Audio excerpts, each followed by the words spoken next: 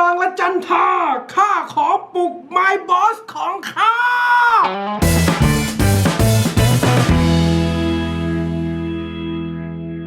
ฮัลโหลสวัสดีครับน้องๆและท่านผู้ชมทุกคน What's up guy cool man กลับมาวันนี้นะครับน้องๆและท่านผู้ชมทุกคนพี่ต้นเองกลับมากับแพ็กเกจที่บอกได้เลยว่าเมื่อครั้งก่อนพี่ต้นได้ทำคลิปรีวิวโชว์ของ Day ไปวันนี้เราเอาแลไอเทมที่ทุกคนตามหากันมานานและที่สำคัญนะใน eBay แพงมากๆและที่สำคัญเลยนะครับผมเมืองนอกที่พี่ต้นเคยศึกษาและถามมาไม่ว่าจะเป็น Forbidden Planet นะครับผม Midtown Comic ตัวนี้ถ้าคิดในราคาเรทไทยคือ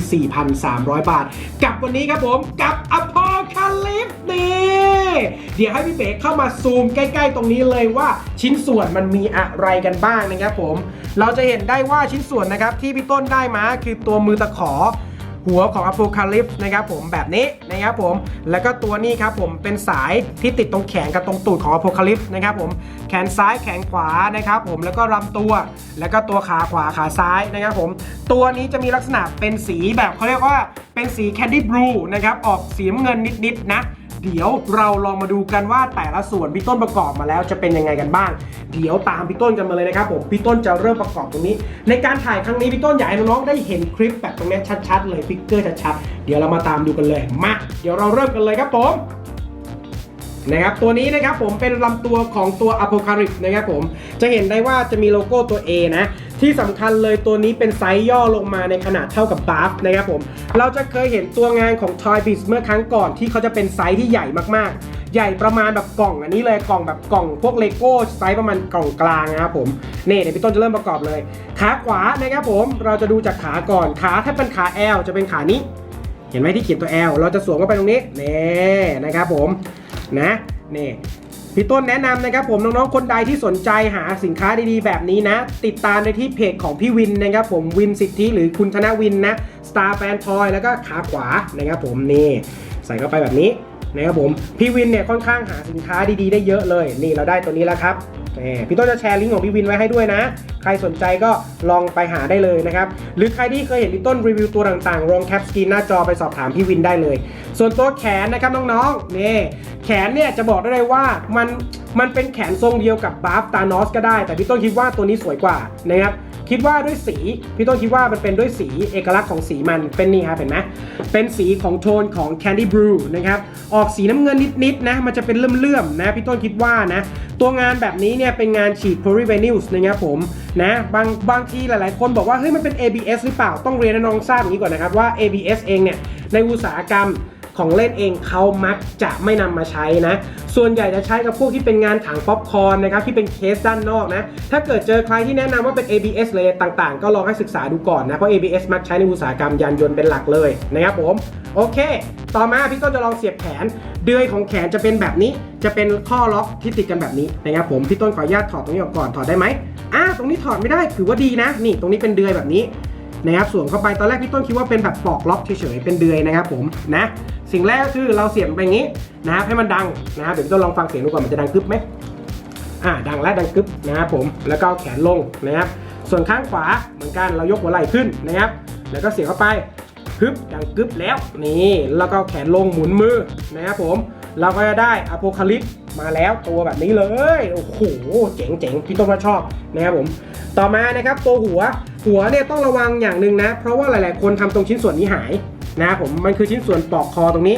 นะครับถ้าเราในหนังเนี่ยเราจะเห็นเลยว่า Apocalypse เองเนี่ยท่านเขามีตัวปลอกคอตรงนี้เหมือนกับเป็นตัวเหมือนกับควบคุมอากาศจากโลกมนุษย์เนาะเพราะว่าเขาเองอยู่ในสุสานของฟาโรห์มานานนะครับผมเราเองจะหยิบตัวหัวตรงนี้ถือว่าสวยมากนะพี่ต้นเหมือนคิดว่ามันรีเอาหัวของตัว Toy Biz มาใช้ซึ่งสวยจริงๆพี่ต้นชอบการอ้าปากแบบนี้แล้วก็การลงสีแบบนี้เห็นไหมพี่ต้นนึกถึงเรื่องอะไรรู้ป่ะอันเนี้ยเรื่องของแบทแมนที่เป็นตัวดาร์กไซด์เฮ้ยเหมือนเลยนะพี่ต้นชอบมากนะครับผมเดี๋ยวเรามาแรมอัพกันอีกทีหนึ่งว่ามันสวยงามขนาดไหนเราสวมไปงี้ฮึบเนี่ยตอนนี้ความฟินยังไม่จบครับน้องๆเราได้ตัวแล้วก็อันนี้มาเรียบร้อยแล้วสิ่งสำคัญเลยพี่ต้นขออนุญาตตั้งไว้นี้ก่อนให้น้องๆได้เห็นนี่นะครับเราจะใส่นี่ครับเขาเรียกว่าท่อนะครับผมตัวนี้เนี่ยมันมาจากกล่องของ Wolverine ตัว Yellow Suit นะครับผมนี่ สิ่งสำคัญก็คือเราจะใส่ท่อตรงนี้นะครับพี่ต้นขอใส่ท่อให้น้องๆดูก่อนปั๊บนี่แล้วก็ใส่ท่อตรงนี้ปั๊บนี่ก็จะเป็นแบบนี้นะครับแล้วเราก็ใส่ท่อนี้อันนึงปั๊บนี่แล้วเราก็ใส่ตรงนี้ปั๊บว้านี่ครับผมนี่คือ Apocalypse งานแรกจาก X-Men Wave นี่ถึงอ้าวนี่แค่หมุนดู Sinister Six ถึงกระเด็นเลยโอ้โหพลังของ Ultra Apocalypse มันเก่งกล้าจริงๆนะครับ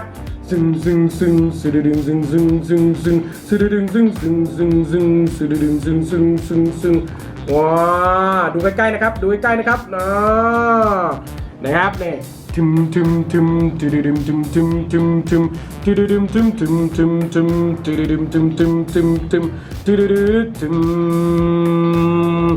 จ๋งพี่ต้นบอกเลยว่าใครที่ตามอยู่นี่โค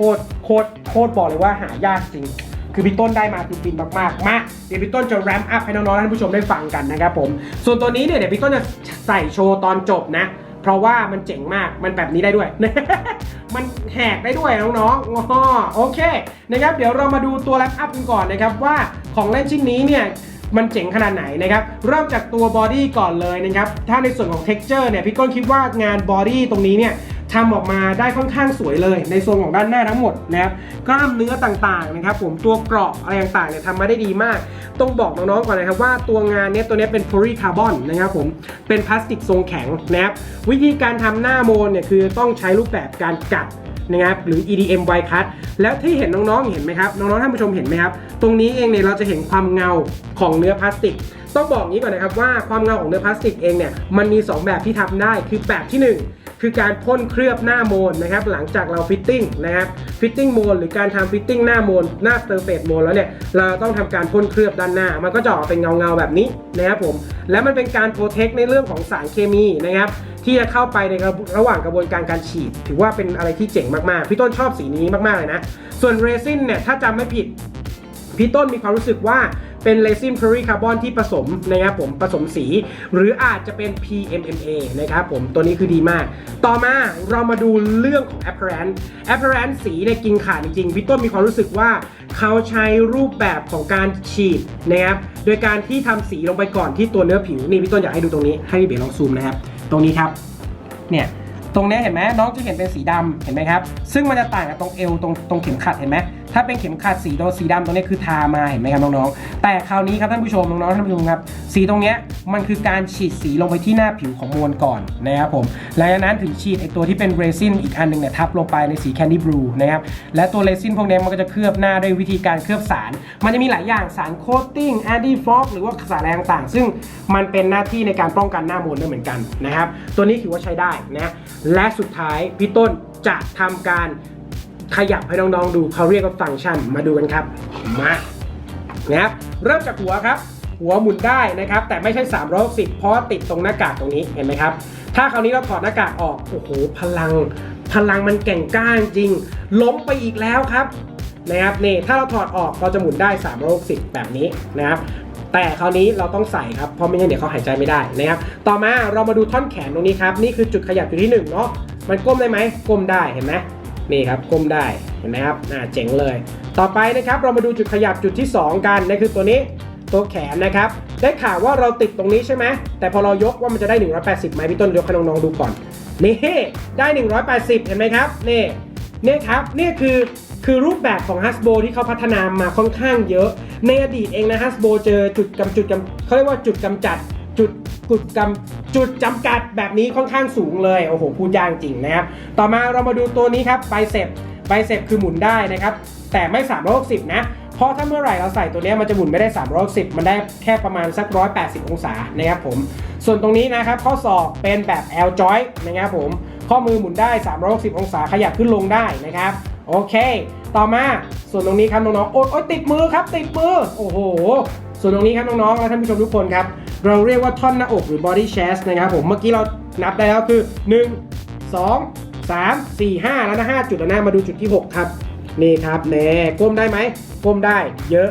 มากนะครับเงยได้ไหมมาดูกันนี่ เงยได้เยอะเหมือนกันครับผมมีหลายๆคนปรึกษาพี่ต้นเสมอนะครับทาง Facebook เองในเพจของ Dalton Hero นะถามว่าพี่ต้นครับทำไมไม่ได้ยินเสียงแก๊กแก๊กแก๊กที่บอดี้หน้าอกเสียงแก๊กมี2แบบครับแก๊กที่เป็นแบบแก๊กปกติคือพลาสติกมันไม่ได้หักแต่แก๊กที่2ถ้าได้ยินเสียงแบบแกรกแล้วแบบมันหลวมเนี่ยนั่นคือเขี้ยวด้านในอาจจะหักนะแต่ตัวเนี้ยมันไม่ได้ยินเสียงเลยได้ยินเสียงมันกึกกึกกึกแสดงว่าฟิกเกอร์ยังดีอยู่นะครับผมต่อมาตัวเอวนะครับหมุนได้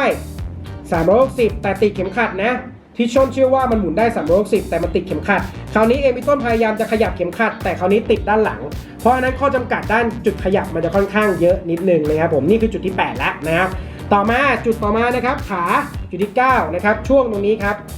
ช่วงตรงเขาเรียกว่าหน้าขาติดตรงท่อนบอลจอยข้างหน้ายกได้90องศาเห็นไหมครับนี่ไปข้างหลังแล้วมันน่าจะไม่ได้เพราะติดตรงนี้ครับติดบอดี้ที่เป็นฮิปนะครับช่วงสะโพกตูดนะต่อมาช่วงตรงนี้นะครับช่วงที่เป็นรอยต่อของบาร์ฟหมุนได้360องศานะครับผมนี่จุดตรงนี้น่าจะเป็นดับเบิลจอยนะดับเบิลจอยนะครับนี่ครับท่อน1ท่อน2และท่อน3นะครับผมสุดท้ายเลยมาดูนะครับจุดที่12นะครับนี่ตรงนี้ขยับได้นะครับพี่ต้นมีความรู้สึกว่าตรงนี้น่าจะหมุนได้นี่ครับจุดที่34นะลองดูนะครับหมุนได้ไหมแจ๊ดหมุนได้ครับน้องๆนี่ครับน้องๆเห็นไหมตรงนี้อยู่ข้างหลังนะพี่ต้นจะหมุนมาด้านนี้จับเนี้ยว้าวมันอยู่ด้านข้างแล้วเฮ้ยพี่ต้นชอบฟิกเกอร์แบบนี้มากเฮ้ยพี่ต้นชอบมากๆนะครับพี่ต้นชอบฟิกเกอร์ที่หมุนได้2จุดตรงท่อนขาคือท่อนที่หมุนตรงนี้กับท่อนที่หมุนตรงตาตุ่มคือว่าเจ๋งมากนะครับผมโอเคเดี๋ยวเราจะลองมาเปลี่ยนในส่วนที่เป็นปืนกันนะครับไม่ใช่ปืนสิอันนี้เขาเรียกว่าอะไรนะครับพี่เบ๋ถ้าเราเรียกเป็นภาษาอันนี้เขาเรียกตะขอป่ะใช่ป่ะตะขอเนาะเดี๋ยวพี่ต้นจะเปลี่ยนนะครับผมวิธีการเปลี่ยนก็คือให้เราดึงนี้ครับนี่ครับดึงออกมาอย่างนี้ฮึบนี่ครับมันจะดึงอย่างนี้ได้เห็นไหมครับน้องๆถอดตรงนี้ออกมาเพราะว่าอะไรตรงนี้ต้องเสียบต่อหลังนั้นให้เราสวมตรงนี้เข้าไปที่รูมันแบบนี้นี่ครับแล้วเราก็เสียบนี้เข้าไปว้าสุดยอดว้าฮ่าฮ่าฮ่าฮ่าฮ่าฮ่าฮ่าฮ่าฮ่าฮ่าฮ่าฮ่าฮ่าฮ่า everybody เฮ้ยเจ๋